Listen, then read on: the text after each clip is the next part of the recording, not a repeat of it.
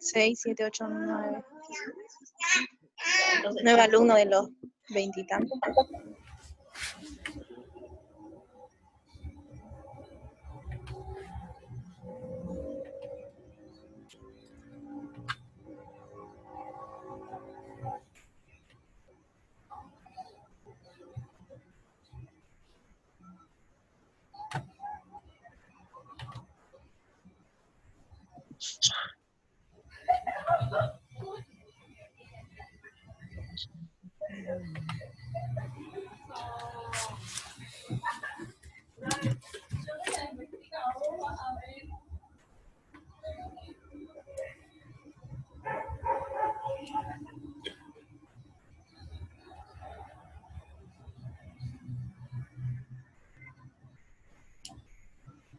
Sí, con esta gorra.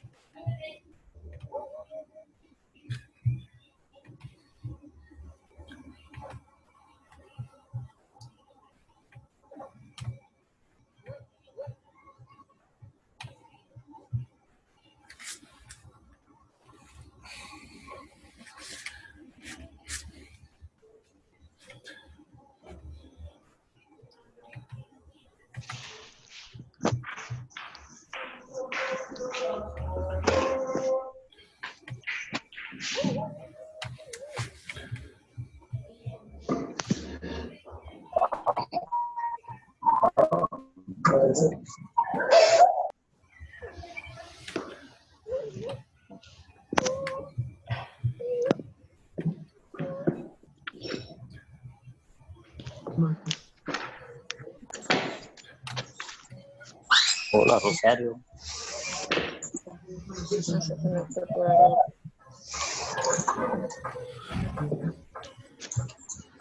¿Qué tal?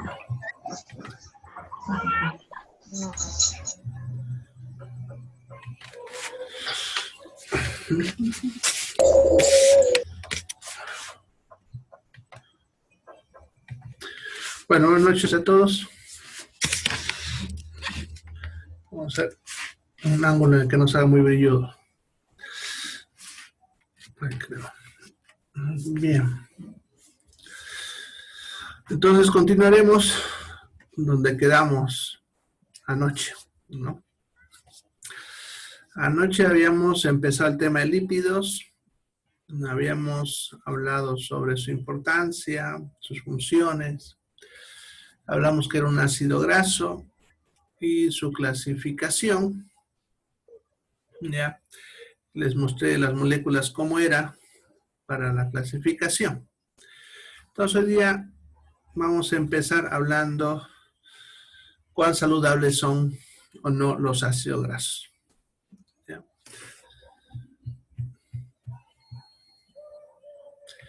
Bien. Sucede que en la década de los 80 se empezaron a hacer estudios sobre el riesgo cardiovascular.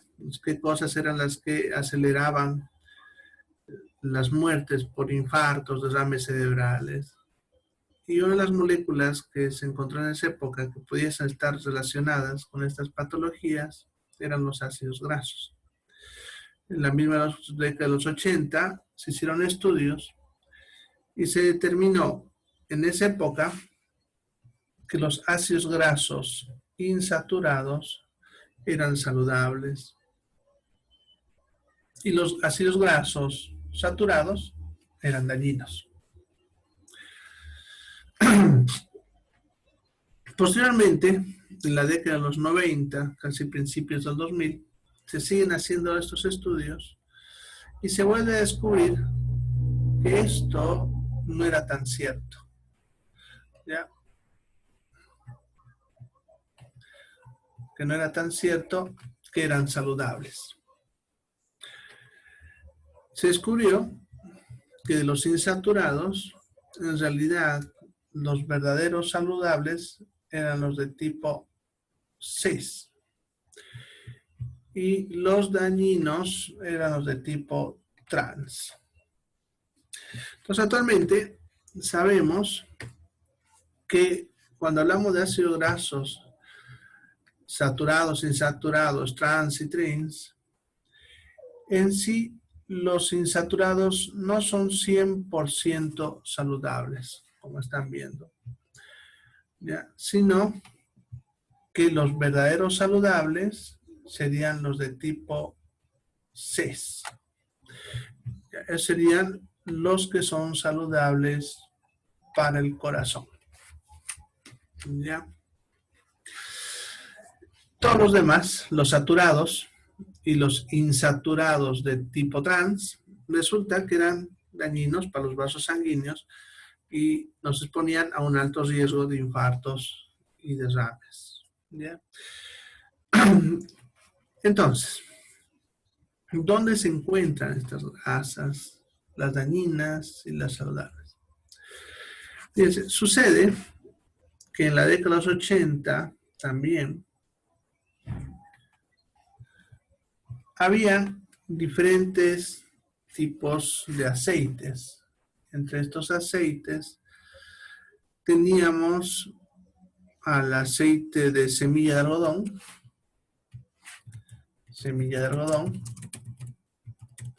estaba el famoso aceite de oliva, ¿ya? Y el de colza. Estamos hablando hasta la década de los 80. Aparecen, o sea, habían esos tres aceites. En la misma década de los 80, casi empezando 90, se empieza a producir el aceite de soya, posteriormente el de girasol, y en los últimos años también el de maíz, ¿no? También, hasta la década de los 80, se usaban bastantes la manteca animal, y después de los 80 se usa la manteca vegetal.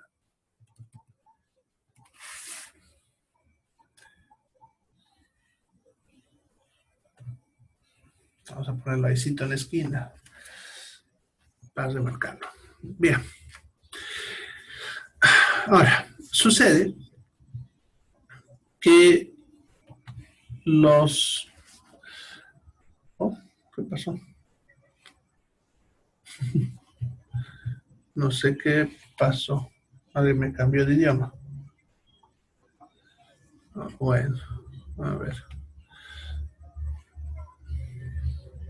Vamos a escribirlo de nuevo. A ver, ojalá no se cambie.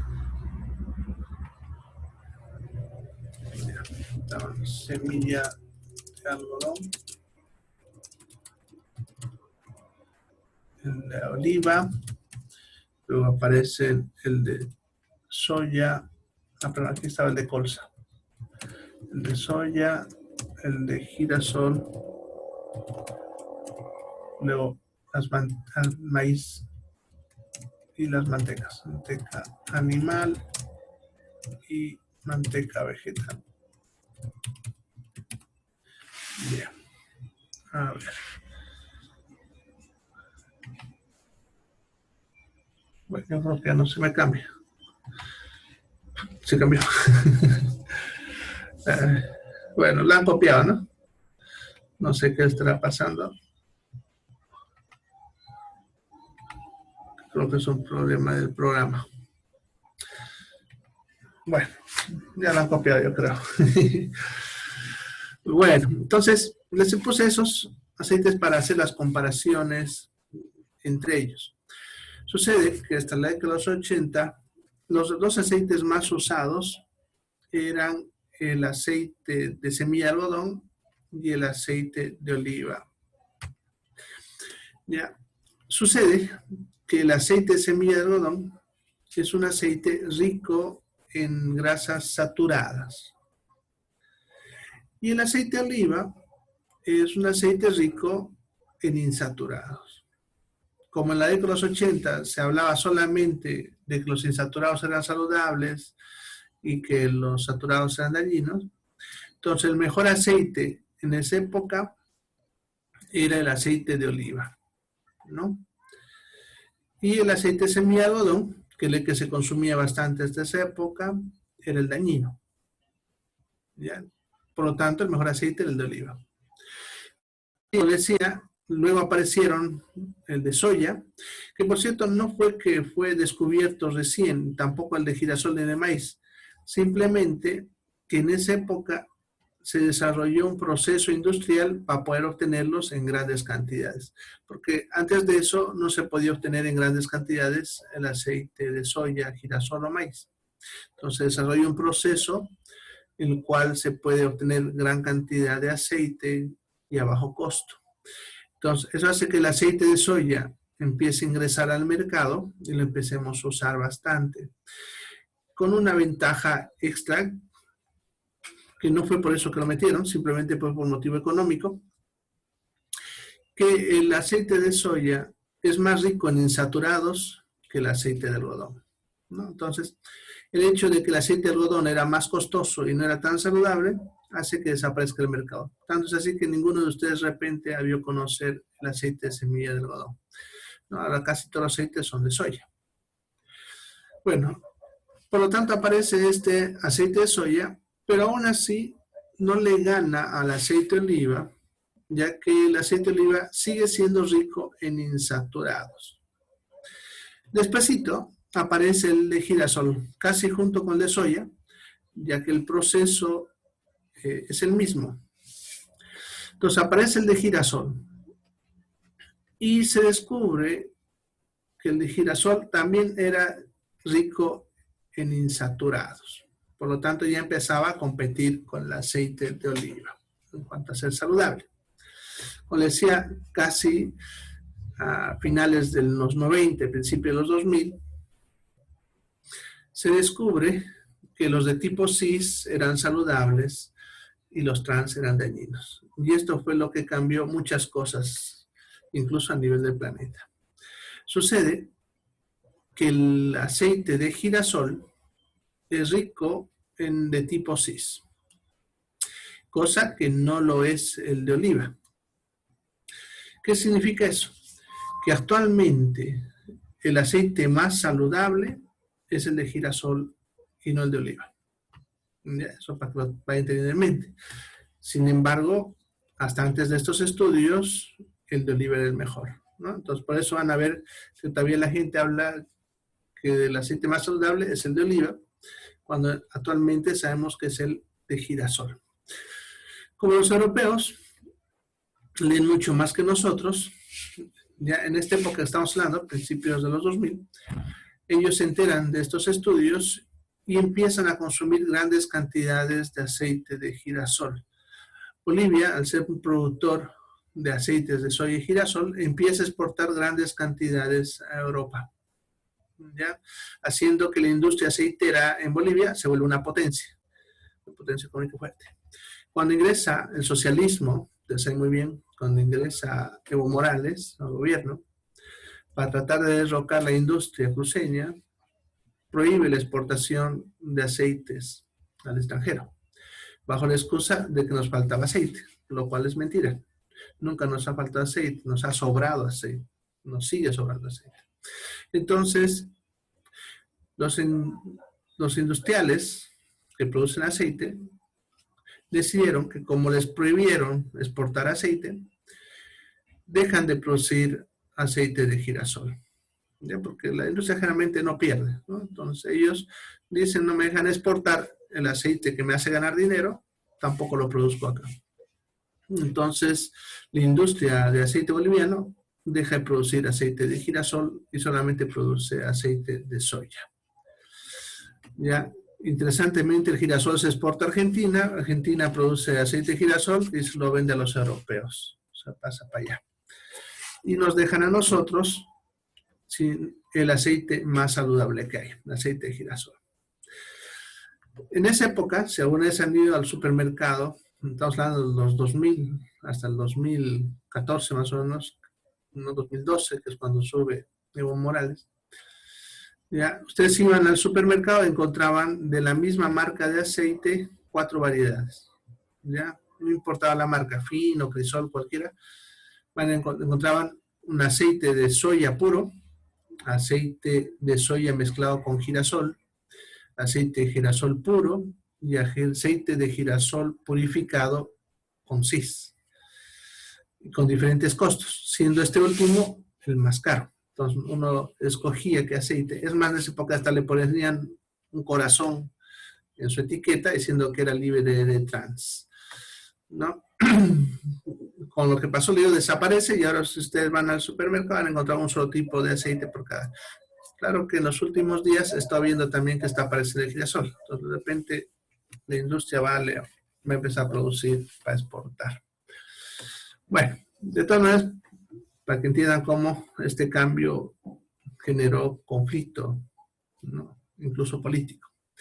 Entonces ya saben, el mejor aceite es el de girasol, ¿ya? Y el de oliva está en segundo lugar. ¿Ya? El de soya podemos decir que está en tercero, si ustedes quieren poner órdenes. Ahora, las mantecas. No importa si es manteca vegetal o animal, las dos son ricas en saturadas. Por lo tanto, desde el punto de vista que estamos viendo ahorita, no serían saludables, ninguna de las mantecas. ¿No ven? ¿Ya? Entonces, eso que les acabo de explicar se refiere a lo que estamos hablando ahorita. ¿Ya? Bueno, me dicen, ¿por qué recomienda más de oliva y que tiene muchas propiedades? Es una pregunta. En primer lugar, quien recomienda más el de oliva es porque no estudió, ¿no? O sea, la gente, es lo que les digo, pues les decía, los europeos leen más que nosotros, están tan enterados que incluso en Europa el aceite de girasol empezó a subir de costo y el de oliva a bajar bastante. Aquí en Bolivia todavía el de oliva es caro porque la gente sigue creyendo que es el mejor aceite.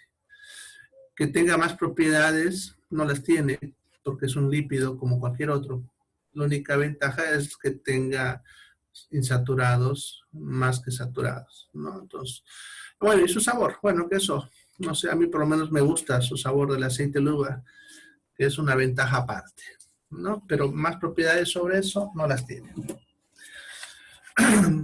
Bien, ahora lo que les acabo de explicar, sí, es solamente cuando hablamos de un aceite o una manteca en estado crudo.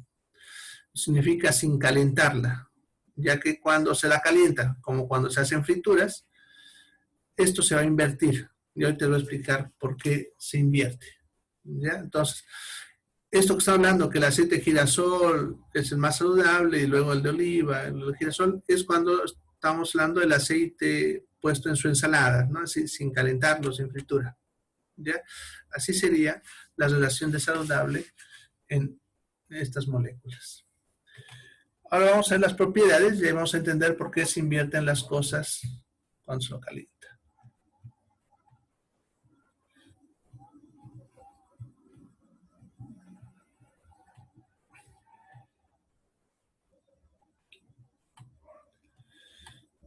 Acá. Bien, los ácidos grasos tienen ciertas propiedades. Son muchas más, pero yo les he puesto las más importantes. Si ustedes quieren, pueden entrar al libro de bioquímica que les he pasado y ver otras como saponificación, esterificación y otras, pero que interesan más a la industria y a nosotros no tanto. Así que por eso solamente le he puesto las más importantes. ¿Ya? Una de las propiedades que tienen los ácidos grasos es la oxidación. ¿Qué significa eso? La oxidación es cuando un ácido graso insaturado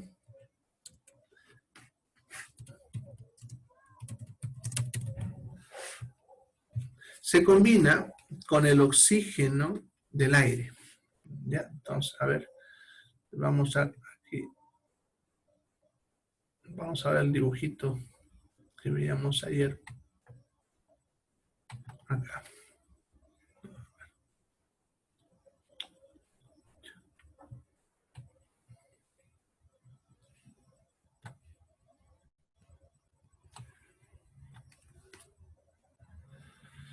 Bueno, aquí esta molécula. Acuérdense que los ácidos grasos insaturados se caracterizaban por esto, por la presencia de un doble enlace. ¿Ya? Entonces, la presencia de esto es lo que hace que sea insaturado. Acuérdense que os he dicho que se debía a que esos enlaces estarían libres para recibir cualquier molécula. Entonces, a ese punto se puede unir oxígeno. ¿Ya? El oxígeno que está en el aire, que es el famoso O2, se puede enlazar en este punto.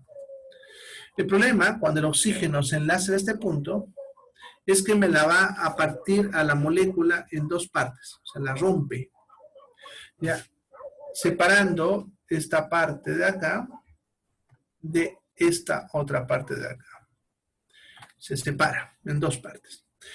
Estas dos partes que quedan, rápidamente también forman enlaces con moléculas de agua o con el mismo oxígeno y van a formar ácidos monocarboxílicos, dicarboxílicos, cetonas, aldehídos, que son las sustancias que le dan el sabor y el olor a rancio.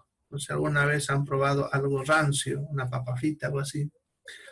Ya, ese sabor y ese olor a rancio se debe a esta reacción que estamos viendo, donde el oxígeno se mete ahí y me la rompe en dos partes. Y estas dos partes son las que van a dar ese sabor y ese olor a rancio. Esas moléculas son muy ácidas. No son peligrosas, pero sí pueden traer malestares. Ya que si una persona consume estas sustancias, le puede producir acidez, ¿no? Y si el paciente tiene gastritis o úlcera, le va a producir dolores abdominales. También se ha visto que hay personas que pueden ser alérgicas a estas moléculas. Son las personas que alguna vez han debido escuchar hablar que les dicen que tienen alergia a lo calentado. Entonces, comen algo calentado y están con reacciones alérgicas. Se debe a estas dos moléculas que se han formado de ahí. ¿Ya? Pero esa no es la peligrosa. Esa es cuando a lo máximo dolor de estómago, tal vez un cuadro alérgico leve, pero no hay más de eso. El problema es que ese oxígeno que le decía que se metía en ese punto, se va a robar a este hidrógeno y a este hidrógeno. ¿Ya? Y va a formar una molécula que es el H2O2. No sé escuchar de esa molécula, pero esa molécula se conoce con el nombre de peróxido de hidrógeno, más conocido como agua oxigenada. Ya es el agua oxigenada que ustedes aún no saben a una herida, es el peróxido de hidrógeno. Entonces se forma esta molécula, pero el problema de esta molécula es que es muy inestable, ¿ya? Y se va a romper, ¿ya?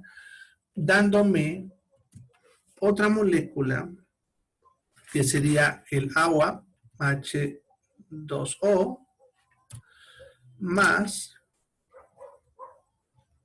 un oxígeno libre, uno solo. No es, fíjense, el O2 típico que hay en el aire, es uno solo, oxígeno.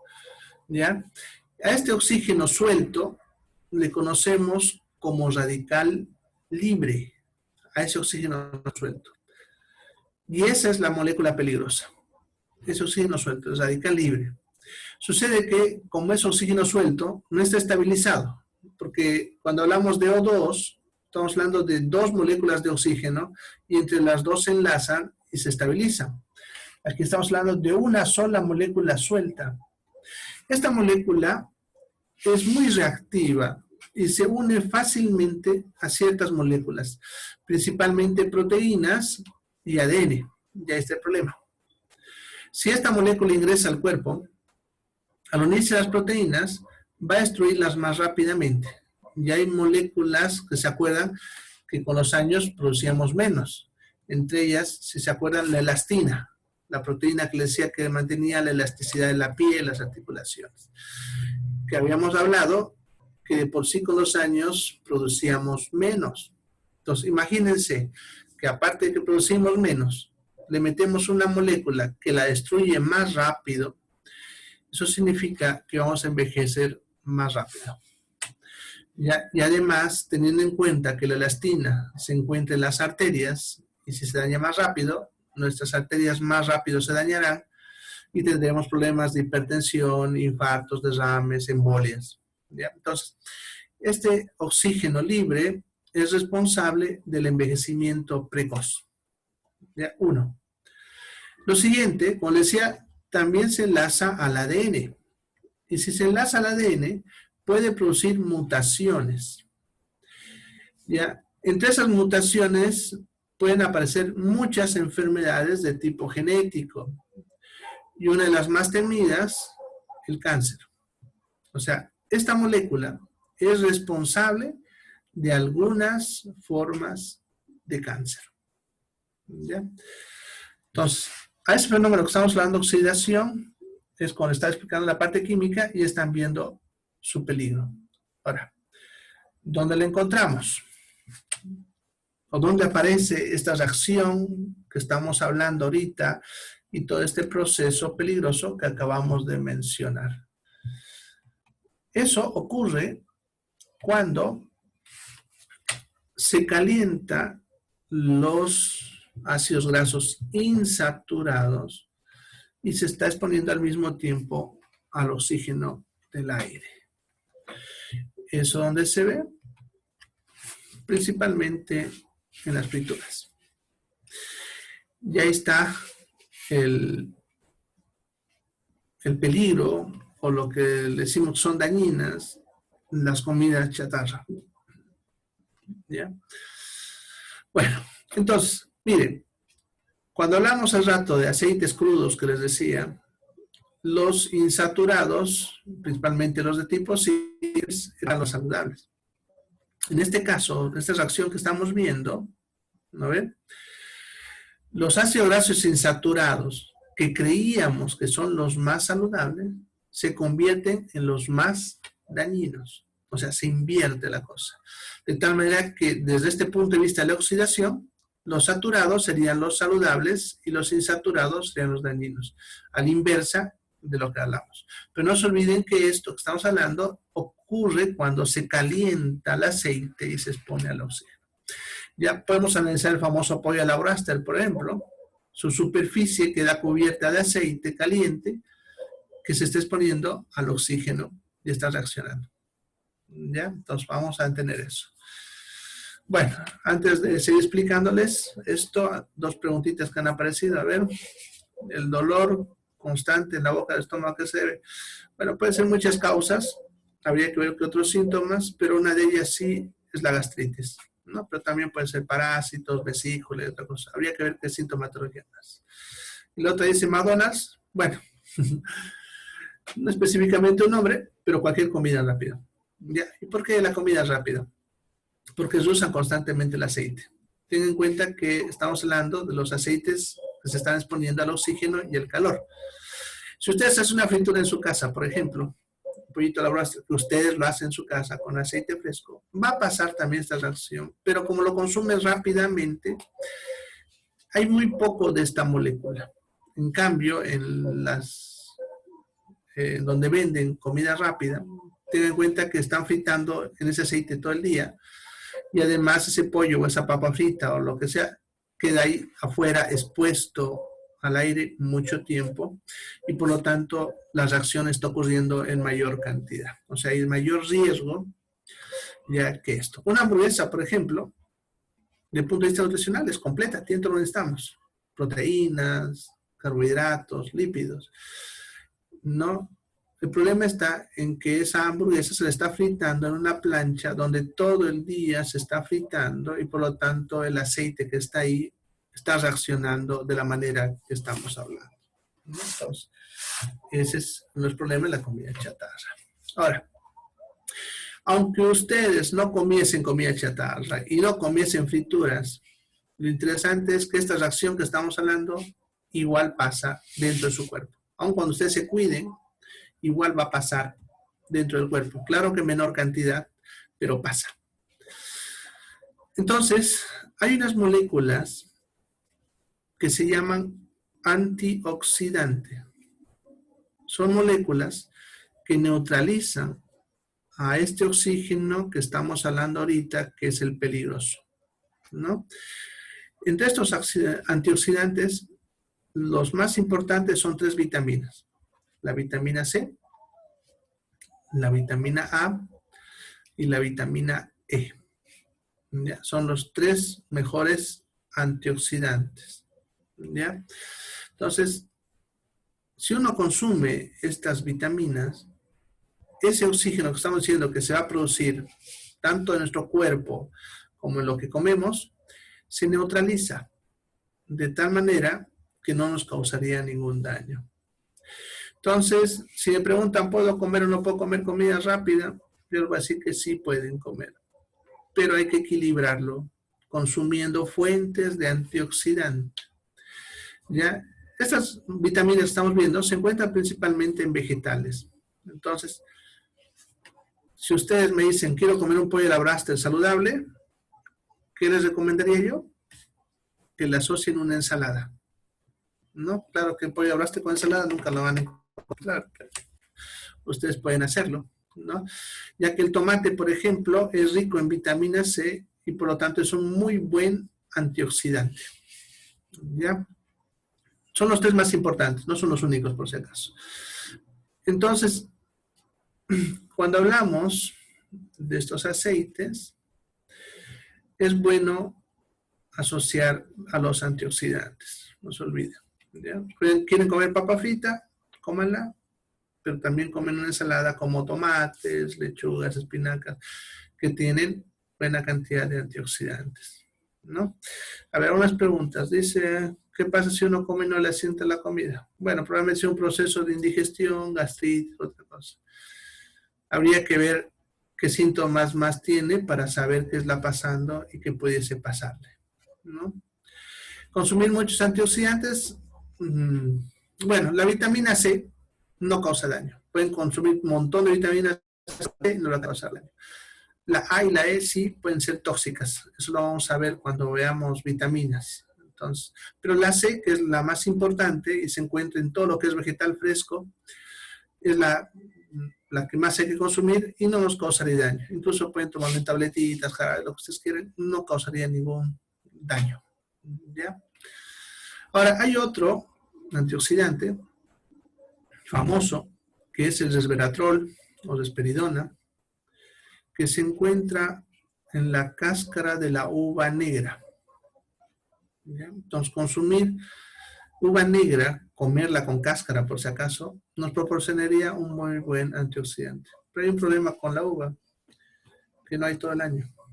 Pero sí hay un producto derivado de la uva que hay todo el año. A ver, ¿quién sabe cuál se deriva de la uva que hay todo el año? El vino. El vino, perfecto. Ahora, por lo tanto, consumir vino pudiese ayudarnos en este caso. ¿Pero qué tipo de vino sería? Vino tinto.